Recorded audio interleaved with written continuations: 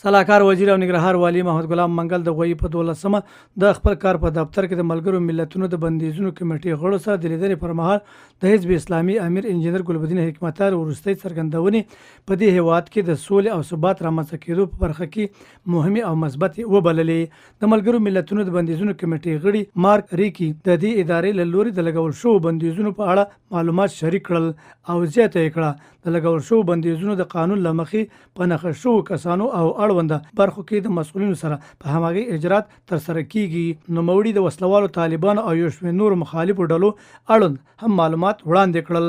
سلاکار وزیر او ننګرهار والي محمد ګلام منګل د ملګرو ملتونو د بندیزونو کمیټې غړو سره په لیدنه کې د نورو موضوعاتو د شریکولو ترڅنګ خوښي وښوده چې یاد ادارې د بندیزونو له لیست څخه د حزب اسلامي امیر انجینر ګلبدین حکمتیار نوم ویستلی دی. نوموړي زیاته کړه د ملګرو ملتونو یادې کړنې له امله ثابته شوې چې نړیوالې ټولنې ته د افغانستان سوله مهمه ده. هغه وویل د حزب اسلامي امیر انجینر ګلبدین حکمتیار د خپلو خبرو پر مهال ثابته کړه چې هر ډول ستونزې به د مفاهمې او خبرو اترو لارې حل کړي او حکومت ته د ولسونو پر رای ورسېدلو پیغام هم چې په دې هیواد کې به تلپاتې سوله او ثبات رامنځته شي. ننګرهار والي هیله وښوده چې د حکومت او حزب اسلامي ترمنځ د لاسلیک شوي هوکړلیک ټولې برخې به ژر تر ژره عملي شي. د دې لیدنې پر مهال په ختیځ زون کې د ملګرو ملتونو دفتر سیاسي افیسر پوهاند رضوان الله نادري او د دفتر رئیس احمد ضیا عبدالعزیز هم شتون درلود.